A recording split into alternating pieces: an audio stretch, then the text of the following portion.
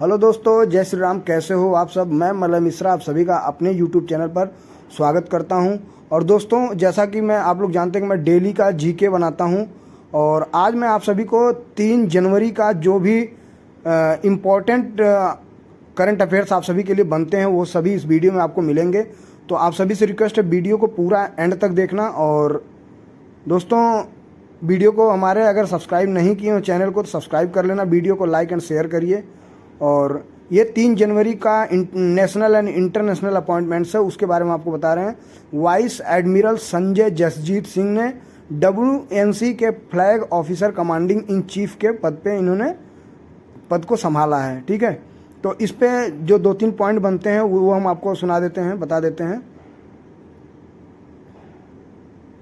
Vice admiral Sanjay Jasjit Singh AVSM NM ने पश्चिमी नौसेना कमान WNC के flag officer commanding in chief के रूप में कार्यभार संभाला है। ठीक है, पश्चिमी नौसेना कमान के flag officer commanding in chief की कमान में बदलाव के अवसर पर INS सिकरा में एक कमांड औपचारिक परेड आयोजित की गई है। ठीक है दोस्तों, ये 3 जनवरी का छूट गया था इम्पोर्टेंट जो आपका जीके बनता है, तो आज मैं इस वीडियो में आप कवर कर रहा हूँ। ठीक है, उसके लिए माफ़ी भी चाहूँगा आप सभी से। सिंह ने वाइस एडमिरल दिनेश के त्रिपाठी का स्थान लिया है। वाइस एडमिरल संजय जसजीत सिंह पहले नौसेना स्टाफ के उप प्रमुख थे। दोस्तों, बहुत इंपॉर्टेंट है, इसे आप लोग ध्यान से देखते रहना और नोट डाउन भी करते रहना। ठीक है, तो VP जगदीप धनखड़ ने कठुआ में स्टार्टअप एक्सपो का उद्घाटन करेंगे। ये 3 जनवरी का है, नेशनल अफेयर के अंडर में आएगा है। ठीक है,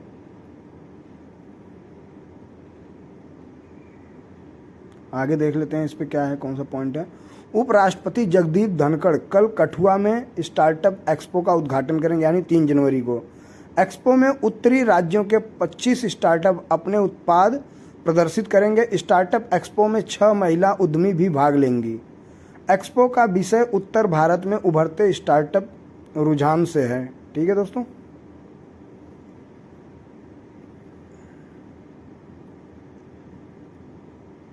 LIC को 116 करोड़ रुपए का GST डिमांड नोटिस मिला है।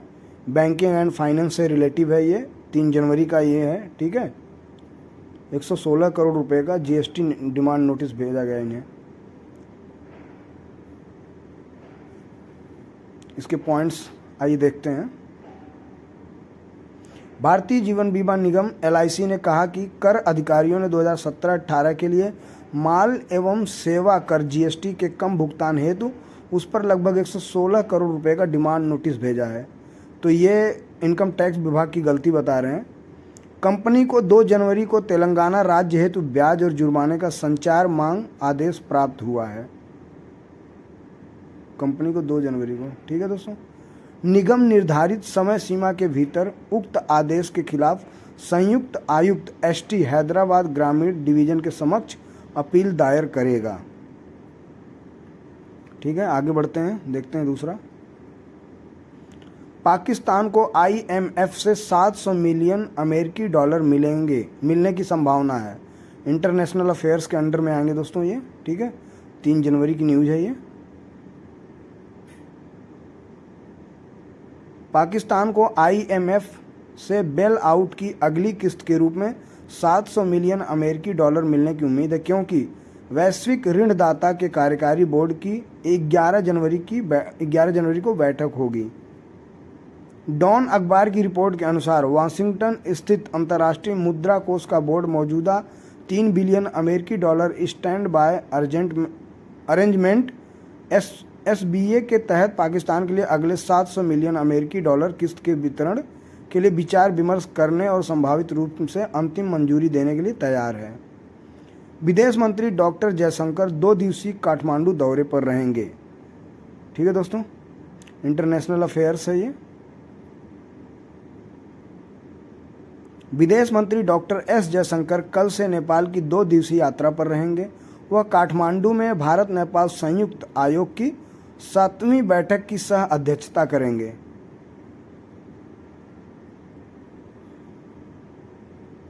भारत नेपाल संयुक्त आयोग की स्थापना 1987 में की गई थी और यह दोनों मंत्रियों को द्विपक्षीय साझेदारी के सभी पहलुओं की समीक्षा करने हेतु एक मंच प्रदान करता है। यात्रा के दौरान डॉक्टर जयशंकर नेपाल के नेतृत्व से भी मुलाकात करेंगे और प्रमुख राजनीतिक हस्तियों से भी मुलाकात करेंगे।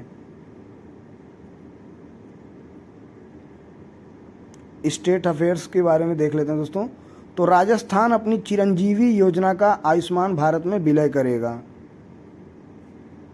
राजस्थान में बीजेपी की गवर्नमेंट बनी है, तो अब दोस्तों चिरंजीवी योजना का आयुष्मान भारत में विलय करेंगे।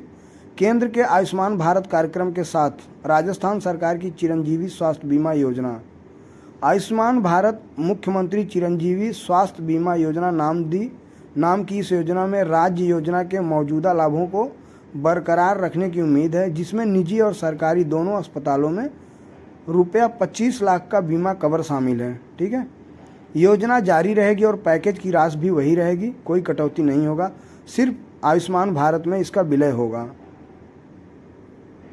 चिरंजीवी स्वास्थ्य बीमा योजना का। ठीक है दोस्तों।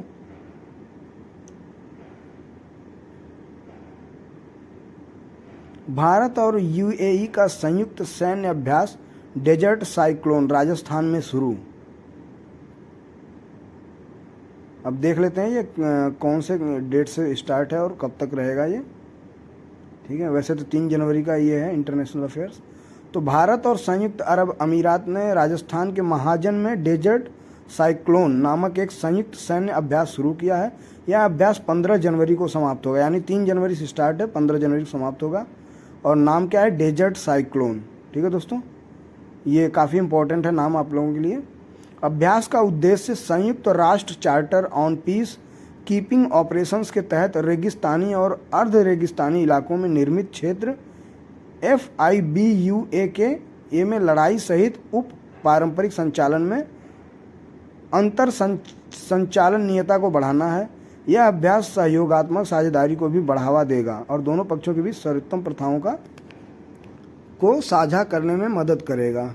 ठीक है दोस्तों, बढ़ते हैं अगली तरफ। पीएम मोदी ने लक्षद्वीप में विकास परियोजनाओं की शुरुआत की। दोस्तों अभी हाल ही में मोदी जी लक्षद्वीप दौरे पर गए थे, तो वहाँ उन्होंने घूमा और जब से उन्होंने अपने ट्विटर पे फोटो डाला तब से काफ़ी ट्रेंड मतलब बवाल मचा पड़ा है मालदीव, बायकॉट मालदीव्स। तो वो आप मेरी नेक्स्ट वीडियो में जाके देख लेना, मैं वीडियो बनाया हूँ। आज हम यहाँ की बात कर लेते हैं। पीएम मोदी ने लक्षद्वीप के कावरत्ती द्वीप पर 1156 करोड़ रुपए की विकास परियोजनाओं के शुभारंभ और शिलान्यास के अवसर पर एक समारोह को संबोधित किया। ठीक है, लक्षद्वीप द्वारा G20 बैठकों में से एक की मेजबानी करने से द्वीप समूह को एक पर्यटन स्थल के रूप में अपनी पहचान स्थापित करने में मदद मिली है। ठीक है दोस्तों, ये आप लोग याद रखना इसे। प्रधानमंत्री ने कोच्चि और लक्षद्वीप द्वीपों को जोड़ने वाली एक पनडुब्बी ऑप्टिकल फाइबर केबल परियोजना कदमत के लिए एक कम तापमान वाले थर्मल डिसेलिनेशन संयंत्र को राष्ट्र को समर्पित किया है। सऊदी अरब आधिकारिक तौर पर उभरती अर्थव्यवस्थाओं वाले समूह ब्रिक्स का पूर्ण, आइए इसके बारे में देखते हैं दोस्तों। गुजरात में दोस्तों चल रहा है इनका गुजरात समिट, तो उस पर देख लेते हैं क्या क्या है पॉइंट। सऊदी अरब आधिकारिक तौर पर उभरती अर्थव्यवस्थाओं वाले समूह ब्रिक्स का पूर्ण सदस्य बन गया है। रियाद की इस ब्लॉक में सदस्यता से विदेशों में उसकी छवि मजबूत होगी। 5 ब्रिक्स देशों ब्राजील, रूस, भारत, चीन और दक्षिण अफ्रीका के नेताओं ने अगस्त में अर्जेंटीना, मिस्र, इथियोपिया, ईरान, सऊदी अरब और संयुक्त अरब अमीरात को जोड़कर समूह के विस्तार को मंजूरी दी है। दोस्तों इन 5 ब्रिक्स देशों का नाम आप याद रखना, ब्राजील, रूस, भारत, चीन और दक्षिण अफ्रीका। ठीक है,